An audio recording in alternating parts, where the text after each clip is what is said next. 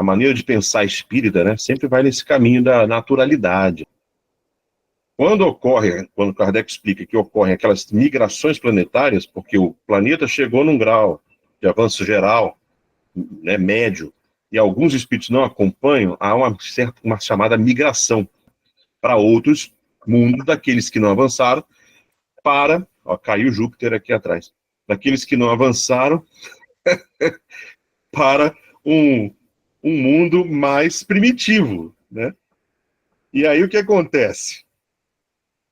Esses espíritos vão encarnar em humanos lá daquele mundo. Mas aí vai ter que esperar, né, o progresso desses humanos, porque às vezes ainda aquele mundo só tem animal. Aí quando esse animal começa a despontar ao longo dos milhões de anos, os hominídeos entrou na humanidade, então aqueles podem receber espíritos humanos. Já são corpos de hominídeos que podem receber espíritos humanos. Aí as migrações podem ocorrer. Então, veja, até a migração tem que esperar que o mundo tenha corpos avançados o suficiente para receber espíritos de outros mundos mais avançados. Digamos que a Terra evolua. Aí quem não é bom vai para outro mundo primitivo. Mas lá tem Homem das Cavernas. Ok, encarnamos em Homem das Cavernas. Evoluiu? Não. Você só mudou de lugar. Ele oferta, sim, aquilo que o espírito humano precisa. Vamos seguir aí. 11. Para ser mais exato, é preciso dizer que é o espírito ele mesmo que afeiçoa o seu envoltório e o apropria às suas novas necessidades. Veja bem, não individualmente, mas a raça humana, digamos, ao longo do tempo. Não é assim, poxa, eu vou evoluir tanto agora, vou virar espírito puro nessa vida, e daqui a pouco meu corpo vai se sutilizando e eu viro luz. Não, não existe isso. Vai ser ao longo de muitas gerações. Então, aperfeiçoa-o, tá vendo? O espírito o aperfeiçoa, desenvolve e completa o seu organismo, à medida que experimenta a necessidade de manifestar novas faculdades. Numa palavra, ele, o espírito, põe o corpo no talhe da sua inteligência, ou do tamanho da sua inteligência, digamos assim. Mas isso no âmbito geral, tá, gente? Como eu falei, não é o indivíduozinho que vai mudando seu corpo numa vida. Isso é ao longo das gerações. Eu até aproveito nesse momento rapidinho. Kardec nem falava em DNA, vamos lembrar disso, né? É anterior a ele. Genética, isso aí tudo não está na doutrina. A própria teoria da evolução de Darwin estava germinando ali, tá?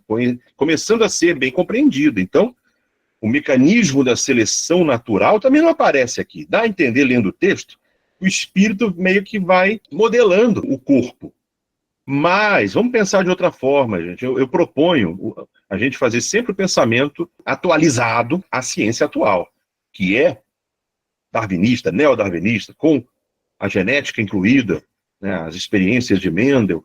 Então, veja, como é que a gente pode entender isso? Do espírito aperfeiçoar o organismo à medida que se encarna, tendo em vista a teoria da seleção natural. Dá para fazer. Exemplo, o corpo de um ser, ele vai sofrer alguma modificação na geração posterior, seja por mutação, seja de qualquer outra forma. Esse corpo se torna um corpo mais propício, com mais aptidões. O espírito aproveita esse corpo e se torna, esse ser encarnado, mais apto. Opa, se tornando mais apto, tem vantagem na seleção natural. Então, não precisa ser uma coisa que o espírito está forçando o corpo. O espírito pode perfeitamente, podemos entender assim, ele aproveita os corpos que a própria seleção natural elabora e faz com que esses corpos modificados sejam ou não mais aptos conforme ele usa esse corpo. Usou melhor do que outros, venceu na seleção natural, propagou, passou para frente essa vantagem evolutiva. A evolução acontece assim. Então, veja, dá para casar o espiritismo com a seleção natural. Aí a gente tem que adaptar um pouco a linguagem aqui, né, para não dar essa ideia de que o espírito está diretamente mexendo no corpo para fazê-lo melhor. Não, ele está aproveitando os corpos que a seleção natural já vai elaborando aí. Vamos avançar mais um pouquinho. Diz lá, Deus lhe fornece os materiais ao espírito. Cabe a ele empregá-los. O espírito vai empregar. É por isso que podemos dizer, mesmo quando eu falei aqui que o espírito aproveita o corpo que veio numa geração posterior, modificado, e faz ele ser vantajoso na seleção natural, ainda é ele que está aperfeiçoando, porque é ele que usou o corpo, e usou vantajosamente. Então, de qualquer maneira, ele está ajudando a aperfeiçoar a matéria, sim. Agora, é a forma como o espírita pode encaixar as duas visões, né, da ciência com o progresso do espírito. Então, é assim que as raças, olha só o que ele diz, as raças avançadas têm um organismo, ou, se quiser, um ferramental mais aperfeiçoado que as raças primitivas. Aí na quinta edição acrescentou-se a palavra cerebral. Não precisamos limitar o cérebro, como essa edição colocou aí. Basta o ferramental do corpo, o corpo mais aperfeiçoado. Ah, mas aí isso é coisa de raça avançada, raça primitiva, é complicado. E o racismo que a gente já falou? Pois é. É evidente que a visão do Kardec aqui é aquela que se tinha eurocêntrica das raças comparadas. Mas nós hoje podemos atualizar esse pensamento. Cabe aos operadores da doutrina a utilizarem bem. Nós podemos entender hoje como raça primitiva os hominídeos, o Homo erectus, o Homo habilis, o homem de Neandertal, ou outras espécies lá atrás, e não o que a gente entende como as etnias de hoje, como alguns querem manter para reforçar o racismo, aquela coisa. Não, aqui a gente pode entender como os primeiros hominídeos. E hoje os hominídeos mais evoluídos, o Homo sapiens sapiens, né, como nós aí, já com uma caixa craniana, uma conformação do corpo um pouco mais apta a trabalhos intelectuais. Dá para entender assim o texto, dá para atualizar assim o texto, entende? Não faz nenhum problema. Essa nota aí, que eles põem de rodapé, é aquela nota que aponta para a explicação da editora, que toda a obra de Kardec tem, que é obrigatório, porque nessa passagem seria uma passagem em que está embutido o racismo. Originalmente estava, mas hoje nós podemos reinterpretar, entendendo como raças primitivas, repito, os primeiros hominídeos e não as etnias que hoje se configuram aqui entre nós. Nós, operadores da doutrina, ao explicarmos esse texto, o adaptamos ao entendimento moderno. Dá para fazer. As notinhas são realmente o caminho certo. 12, vamos adiantar. Desde que o espírito nasce a vida espiritual, deve, para seu avanço, fazer uso de suas faculdades. Primeiro, rudimentares. Então, veja, avançar significa melhorar o uso de suas faculdades. É por isso que ele reveste um envoltório corporal apropriado ao seu estado de infância intelectual, não é infância literal, é infância intelectual. Como poderíamos dizer lá, os primeiros hominídeos, anteriores ao Homo sapiens. Envoltório que deixa para revestir um outro à medida que suas forças se engrandecem. Ora, como de todo tempo houve mundos, e como esses mundos deram nascimento a corpos organizados próprios a receber espíritos, de todo tempo os espíritos encontraram, qualquer que fosse seu grau de avanço, os elementos necessários à sua vida carnal. É interessante que aqui é uma especulação, né, gente? É próprio da época. A gente tem que fazer sempre esse recorte. Do mesmo jeito que Kardec, quando fala em raça, na época dele, ele estava pensando em branco, negro, asiático, índios e tal, que eram as 4 raças principais do século XIX, coisa que já mudou. Também aqui ele fala de mundos serem habitados, coisa que cabia à especulação científica da época. Quem dizia que os mundos eram habitados? Por exemplo, Fontenelle, por exemplo, Camille Flammarion, não enquanto espíritas ou espiritualistas, mas enquanto astrônomos, eles diziam isso.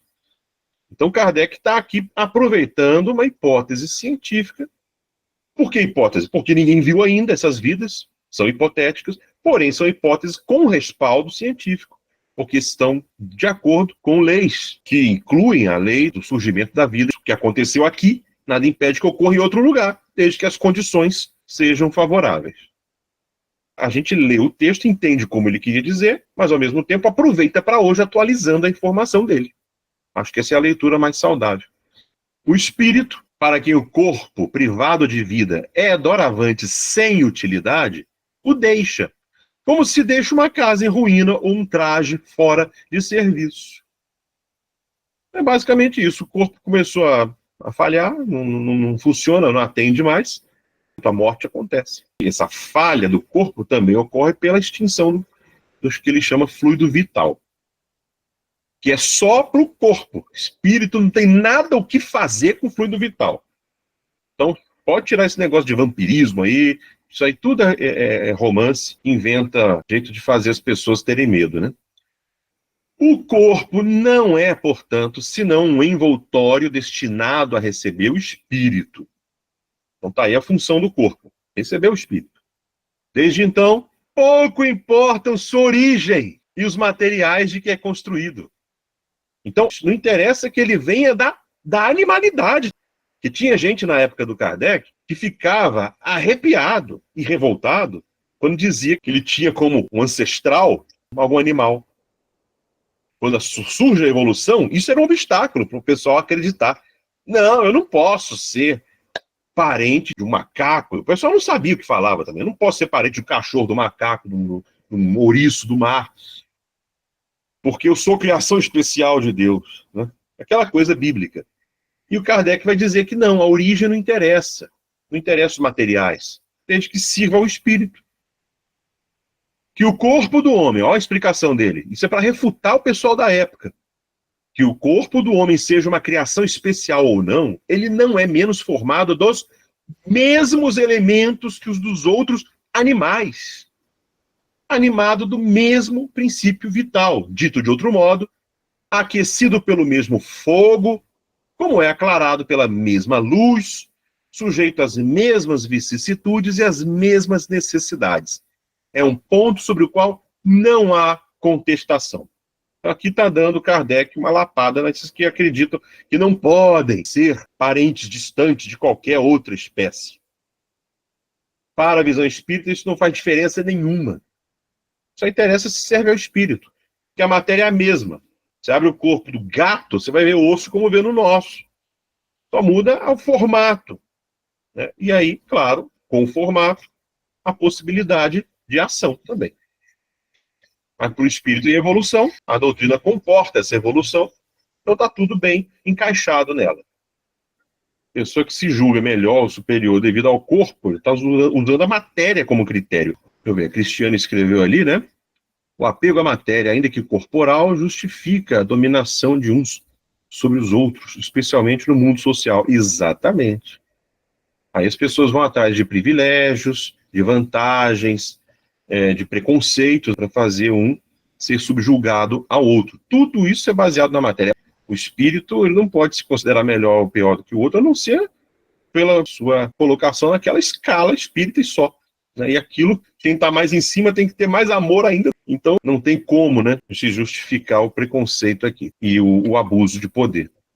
Continuando, a considerar apenas a matéria e fazer a abstração do espírito, o homem não tem, portanto, nada que o distinga do animal, mas tudo muda de aspecto se faz uma distinção entre a habitação e o habitante. Aqui ele está chamando a habitação o corpo, o habitante o espírito. Então, a diferença que há é entre o espírito do homem e do animal, não no corpo.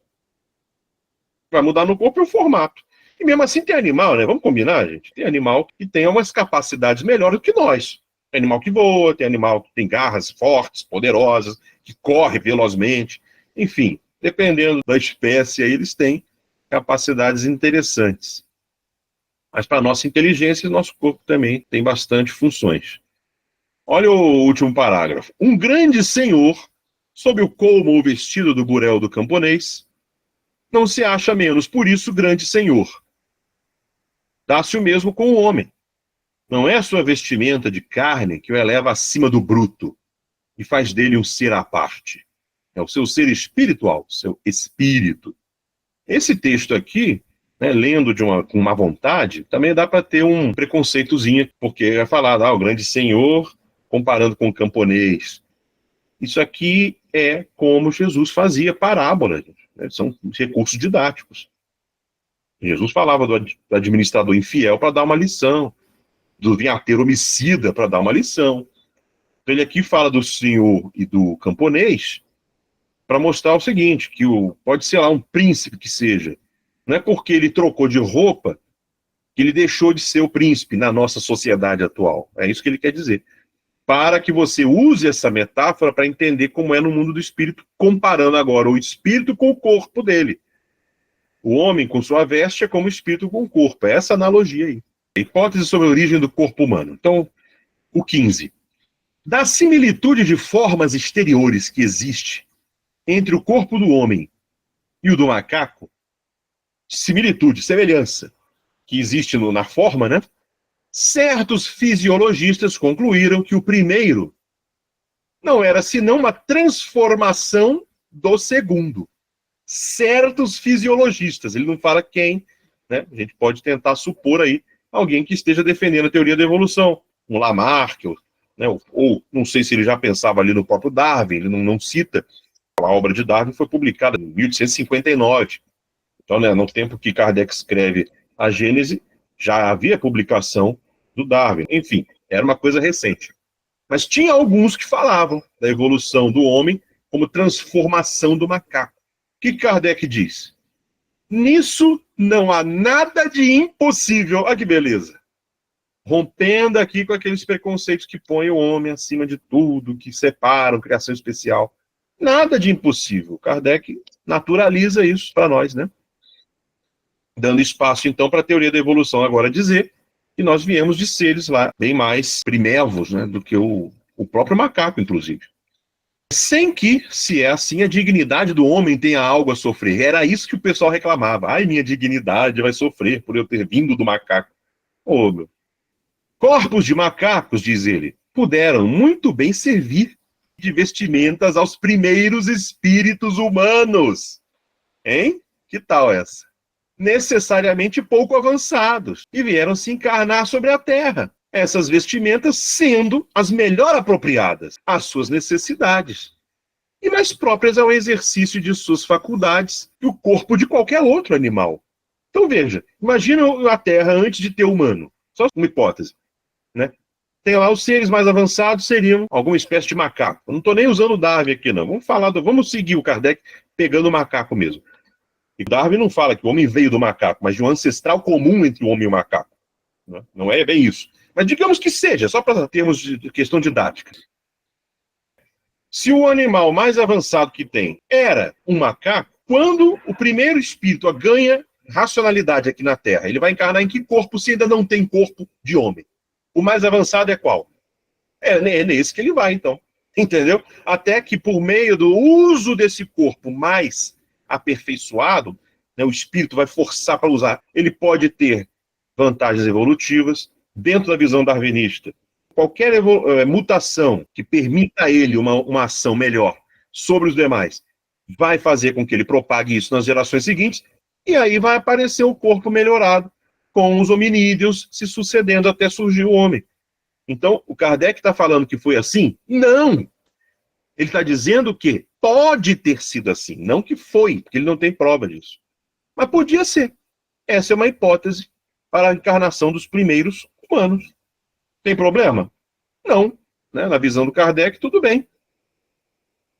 Adriano escreveu ali, são aqueles que começam a utilizar ferramentas, pedras, tacapes, dominação do fogo e etc.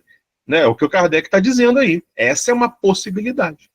Aliás, né, tem alguns biólogos hoje que falam que não houve, né, esse elo perdido. Se você pegar toda uma série de ossadas de hominídeos antes do Homo sapiens descobertos, você vê uma quase sem solução de continuidade ali. Desde os primeiros primatas até o homem, teve vários. É porque muitos se extinguiram. Aí parece que entre o homem e o primata tem um salto enorme, mas na história da evolução teve várias aí.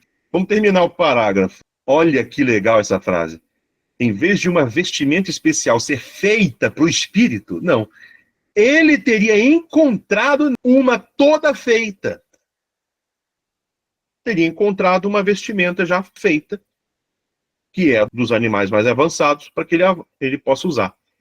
Pôde, portanto, se vestir da pele do macaco sem cessar de ser espírito humano.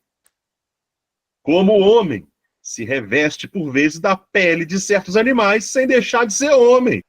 Ele não está falando que foi, gente. Ele está falando que pode. O verbo aí é poder. Por quê? Porque isso depende da ciência dizer.